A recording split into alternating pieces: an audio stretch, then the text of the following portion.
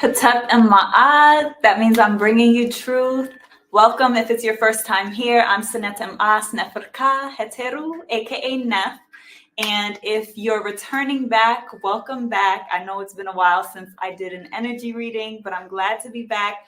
I'm back home in Ma'at Mountain, at the foothills of Ma'at Mountain, on the beautiful island of Fulgu on the west coast of Africa. And I've been traveling, so a lot has been happening. And now I'm back home, back in my rhythm, back in my rituals. And yeah, it just feels good to return back to the consistency that I was having with the cyclical readings. So welcome back for those of you who have been waiting. I got messages from some of you just asking where the energy readings were. So without further ado, here's the current energy cycle that we're in right now. So this reading is a Merkut reading, my pyramid reading. So I'm going to go ahead and share the first 3 cards of the reading. If it's your first time here, what I'm using is an alchemical oracle deck. And this is based on ancient African symbolism. So I am a sacred wisdom keeper of ancient Kemetic sacred science. That is what most people know as ancient Egyptian science. And really, the cards are going to reveal themselves. So I like to use the cards as a way to exercise your intuition as well. So I really think it's very important for you to pause the video when you can to actually pull from your own intuition as I go through the cards. Again, I'm going to go through just the first 3 cards of this reading.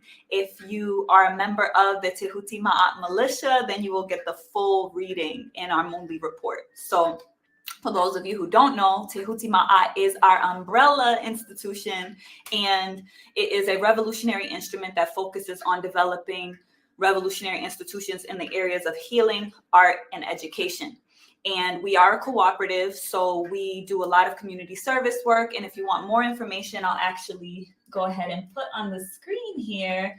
You can follow Tehuti Ma'at on Instagram, and you can see all the work that we're doing there, especially the work with organic food for the people, our mission to bring affordable, organically grown produce, herbs, and just educational programming to people who need it. We focus on primarily people of African descent, Black and Indigenous people. So I hope that if you're interested in that, and if the work that we're doing, whether it be the art development, the community service, the land work, the farming and gardening, or if it's the spiritual development work, personal development work, then I invite you to join the militia, and you'll get the monthly report, which will have the full reading in it.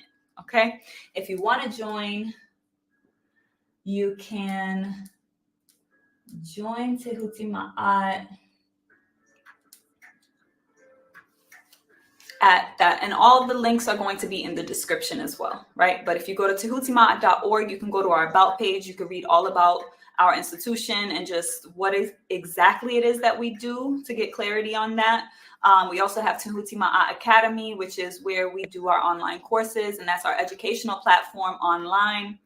We've been doing this work for going on 9 years now, since 2014 when we founded our organization. So it's focused really on living revolution and creating revolution in real time, and what that means for us here and now, rooted in an African cosmic worldview, right? So that's why the reading I'm doing today is all based on ancient African symbolism. So without further ado, I'm going to go ahead and I'm going to share the screen to show you, but I do also want to let you know that this is coming through to you from Coins and Karis, which is our cooperative venture that's focused on spirituality and providing spiritual tools through our online marketplace, which is coinsandkaris.com. So if you want to book a personal reading with me, I do offer the same style Merkut reading. You could also do a Trinity reading, which is just the 3-card pull.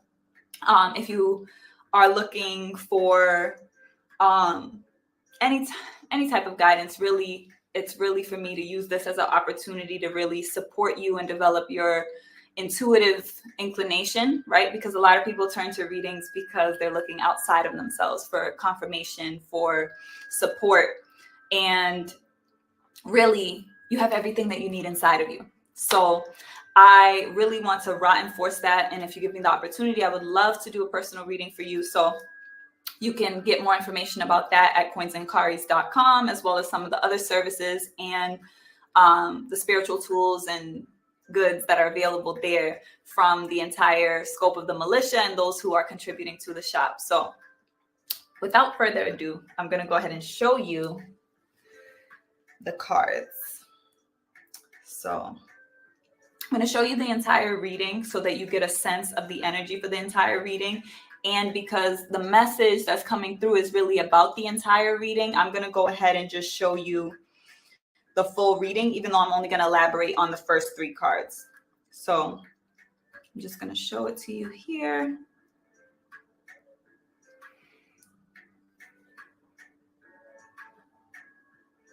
So as you can see here,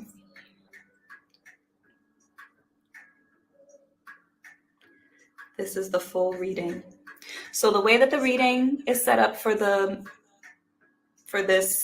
pyramid reading is we start with the fire principle here, which is the guiding point of the entire reading, right? This is the essence of the entire reading. Now we move from fire into air. The second tier is air, and the air is the magical mental body, right? So this is our mind space, our thoughts.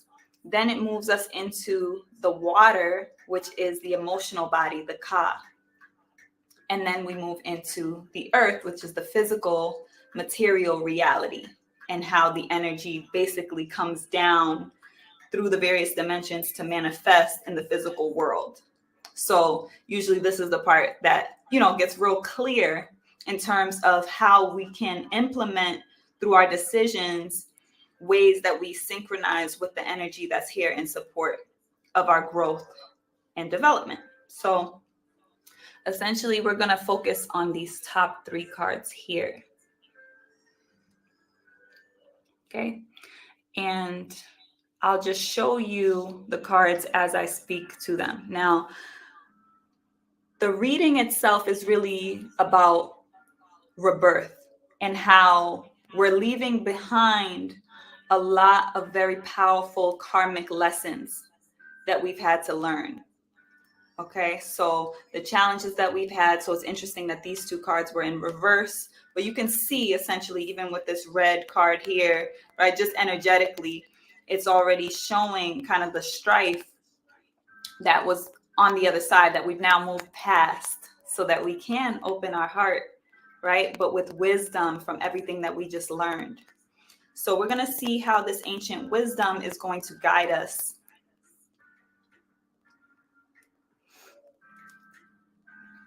All right, so the first card in the reading is Bennu. And I do invite you to pause and just take note of anything that comes up for you intuitively. Okay, and I'm going to just continue on because I want to speak about Bennu. Bennu is the phoenix. So the essence of this energy is really about rebirth from the ashes. And that requires the shedding. So as I said, we just came through some major karmic cycles that we've just closed out. This is a general reading for the energy affecting all of us in this collective tapestry of energy that we're all a part of. So every single person that you align with in your life is a reflection of yourself that you must face. So it's very important during this moment, especially because we have some major astrological shifting happening, especially with the lunar nodes, which affect our emotional reality on a microcosmic level in comparison to the greater energy cycle that it reflects, which is the precession of the equinoxes. Now, this astronomical event is literally how the mass of our galaxy is moving through our solar system. So we're talking big energy. Right? But the microscopic mirror that we have of that is the lunar cycle and the lunar nodes that have just shifted position. So we're going to talk about this on Wednesday during our live stream, or if you're watching the recording of this, you can go and actually see the live stream that we did on the lunar nodes shifting and how that's specifically relating to us accepting ourselves through our connections, through our relationships. So the dynamic that's going to be emphasized here is really about our relationships. So that's why I'm emphasizing the reflection of every single person who is aligned with us in our lives, because a lot of times we like to project, we like to point fingers, and really we have to see ourselves in what we attract within our lives, whether that's the family that we were birthed into, or the people that we choose to welcome into our lives, or the people that we just stumble upon and that netter, the divine, the universe just brings into our path. So all of that is ultimately written in the stars, right? So the Bennu is also number 5, representing change, right? So the number 5 is really about change, but it's also about change that builds power, because it can be through struggle, right? And through that struggle, we create change. And that's what Bennu is really illustrating, is really the necessity that we've had to come through everything we've come through, but really to free ourselves, to be free as a bird. Bennu is what the Greeks called the phoenix. So it was seen to be the bird that it was depicting. Some say that it was a heron. Sometimes I've read that it's a kingfisher, or pasarina as we call it here. And essentially this bird was seen as a sacred bird because of where it inhabited. And I'll elaborate a bit about this a bit more deeply, because there is some sacred gems in here that I want to share exclusively with the militia. But essentially this was a sacred bird that was seen very rarely, and it represented the ability that we have to birth ourselves and to metamorphosize our experiences, to transform our experiences into newness, right? And when I say new, I'm talking about that primordial energy. So ancestrally in the Medu Neter, which we know as the hieroglyphs, we also have the term or the vibration nu, which was the primordial waters, or is the primordial waters. So it's represented as there's really nothing new under the sun, as Octavia Butler said, but there are new suns. So really when we're talking about that newness, we're talking about returning back to what was at the origin, right? Because when you think about it in the essence of the primordial waters, we're talking about the same water that existed from the very beginning of existence and before existence is the water that permeates through our experience now. It's the same water that's within us. It's the same water that's in the ocean. It's the same water that's raining, right? It's the same water that's making up, and you know, loosely speaking, right? Because when we get into the depths of sacred science, we are talking about physics. We are talking about the elements, right? So we are talking about different types. Like, you know, when we say water, we're speaking very broad. It's not necessarily just H2O, right? So I'll dial back a little bit on that because I want to speak about the egg that's in the mouth here. So what is it that has been sown? What is that new seed or that continuation that moves you from this moment that you're in right now, of this fresh renewal of life that you're experiencing right now? Okay? Now, it's in the family of the wind as well, which is interesting because in many other African traditions, you have the wind representing change as well. When you think about it in nature, where winds come through, they do create change, right? They move energy, right? So I'm going to move us into the second layer. And as I said, the second layer, we're now into the magical mental body that we call the Ba. And the Ba is usually symbolized without the human mass. Right, and this is just representing the ability of our mind, right? Isolation of our mind, specifically the ability to take light beyond the body itself. So that's why it's about mind here. Now, the body is also considered the soul. So this will be as how the spirit manifests through the mind in order to come into form through our bodies, right? Because our central nervous system is governing our experience in this physical vessel that we're in. So the first card is the energy that's influencing us still from the past. And it's interesting that it was reversed, so I'm actually going to go ahead and upright, right? So that you just intuit for yourself. Again, pause if you need to. But because it's in reverse, there's an emphasis on this card. This card is omniscient. Now, this card is very interesting. Administration and the book of Revelation, when we're looking at certain these scriptures that are symbolized in the prophecies of the Bible, this symbolism is taken from the first book, the book of coming forth on night and day. And this is one of the creatures that's imitated here, where you see the creature on the map has the crocodile head, the leopard body, the hippopotamus bottom, right?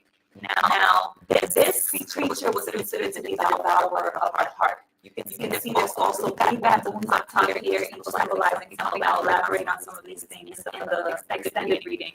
But you also see the feather of the ostrich, the feather of Ma'at, because the Amun was present at a very sacred scene that we visualize ancestrally to represent the transition point.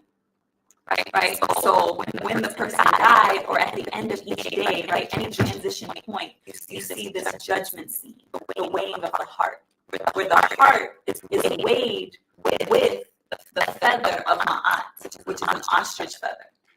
And the Amamit is on one side, awaiting the judgment, right, to be written by Tehuti, the scribe.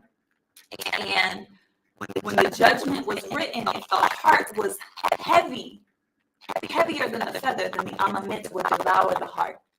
So this card being in reverse, it's also a 5 card, again, representing change. And this is energy on our mental that's still influencing us right now. So this is in the house of the Duats, and the Duats is the underworld. So that's our subconscious, right? What many people interpret as the afterlife, right? It's the space of darkness that is the subconscious realm, right? Now, the interesting thing about the Amamit is that it represents your heart being torn, right? So, because what this card would normally mean upright is danger, it's really, when it's reversed here, what I'm interpreting it as is we're in a situation where we've just come through that danger, right?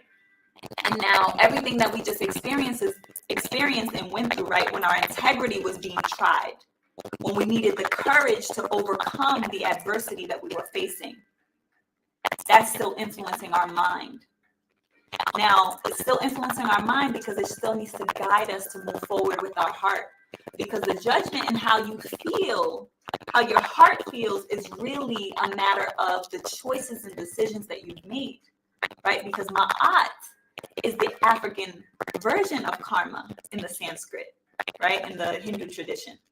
So Ma'at means that you give and receive in equal measure. You reap what you sow, right? So it's important right now in the mind to know that the influence that's still having impact in our mind, and it may be subconscious, is everything that we just moved through, the karmic cycles we just moved through, which we have to carry forward because we're in a continuum. So nothing is separate.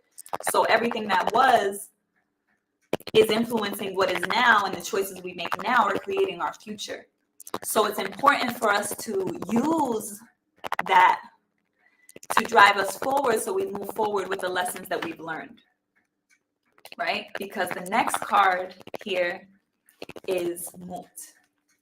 And Mut is a really interesting card as well. If you want to go ahead and pause there and note the symbolism. Now, she is usually symbolized as a woman, but I don't know if you noticed here, she actually has an erection. Now, these are all symbols, right? Because we're talking about divine forces that ancestrally we were connected enough to personify them as an expression of how these divine forces, just elements of nature, function in a way that we could connect to them in our human experience. So it was showing that Mut was both masculine and feminine. And honestly, we all have masculine and feminine. All things have that polarity. That polarity is what creates electromagnetism. It's what fuels, it's the source of all life. It is creativity, right? That polarization, right? That push and that pull must always be there. So that's why Ma'at is there to keep things whole in its balance, right? To keep it symmetrical, right? Now, it was showing here as Mut.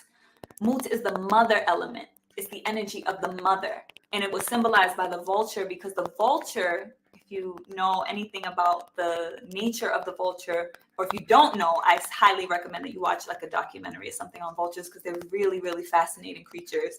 And there's a lot of wisdom in their nature, in their behavior to learn from. Now, the mother vulture will literally prick herself to feed her young her own blood if she is not able to feed her young. That is representing the selflessness, selfless love of the mother, right?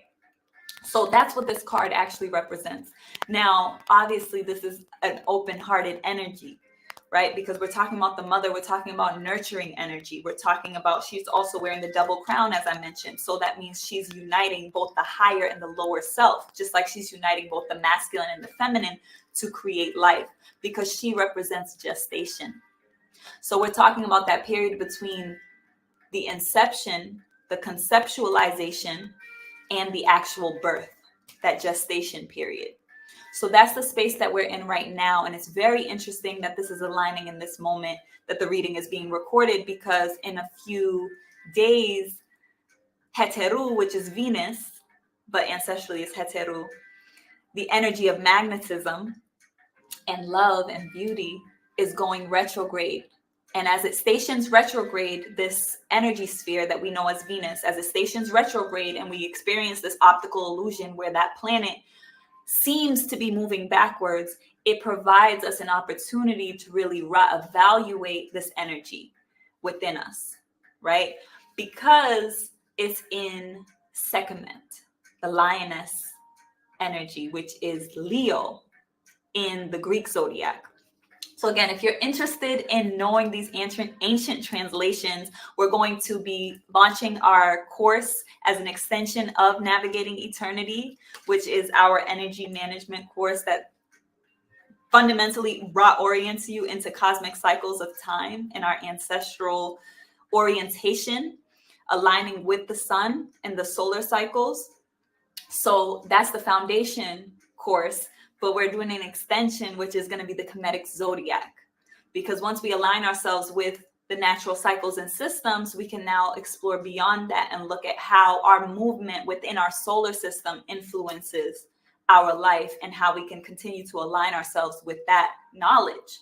Now, if you're interested in any of this, the link is going to be in the description for Tehuti Ma'at Academy. And if you're interested in doing the Navigating Eternity course, you can go ahead and do that. That's already available, but we're currently preparing to launch in the autumn our Kemetic zodiac. So that course is going to be on this ancient African origin of the Greek zodiac, which interestingly enough is one of the most significant places, is documented in the temple of Heteru at Dendera, right, in Kemet, in modern day Egypt. So the temple of Heteru, as I said, Heteru is what we know as Venus. So it's interesting because this energy cycle of that reversal is really influencing this energy cycle that I'm reading for, because it's about opening our heart, and not just opening our heart blindly, but with wisdom. And that I'm going to put an emphasis on that wisdom, because everything that we've just closed out in that karmic cycle, everything we've just shed that was heavy, that was outworn, right? That Bennu let burn down to the ashes. We still have to learn from all of that. That's still a part of that transmutation. It's condensed, it's consolidated now into this diamond that we've now been able to birth. Right? So I'm going to go deeper into this all as we move down into the emotional body for the other reading. So As I said, if you want more information or if you want to join Tehuti Ma'at, you can go to tehutimaat.org/join, and you can just join at the Kingdom rank, which is $22. This gives you access to the Amos Wilson Collective, which is our ARC. This is our private server, and the ARC stands for the African Rehabilitation Center. So it's our collaboration between Tehuti Ma'at and the African War College, and you'll be able to commune with the community there. We do at the end of the month, each month we have our Community Connect, and we also have our Warrior Workout. So you'll be able to join for that. We're going to be doing, for the next few cycles, my Tawi. I'm going to be leading us in the ancient African origins of yoga. So if this is something you're interested in, then I highly recommend that you join. If you want access to Tehuti Ma'at Academy, then you can join at the Empire rank. So this gives you more access to be initiated into more of our educational program. You'll get free access to our upcoming workshops and master classes. And one that we have coming up for Intuit is our Art of Divination masterclass workshop. So that's coming up. And we also have recordings of our previous workshops that you'll have access to, and you also get to join our members only healing ciphers. So those are our ritual therapy sessions where we actually go deep into the energy, and we have this sacred space to be able to actually go through our personal healing process. It's a very, very powerful space. It's co-ed, and we have a really powerful, beautiful community. So I really hope that if it's calling to your spirit, that you look into the information that I provided for it. Otherwise, I want to thank you for joining. I want to ask you, if you are not subscribed to the channel, please subscribe. And we're going to be more consistent. We're actually going to be coming through with more content. The Zodiac series that we've been doing, the astrology series, that we've been doing on Instagram is now moving to YouTube. So we're going to be doing that on Wednesdays, Navigating Eternity. And I hope to see you soon. Power.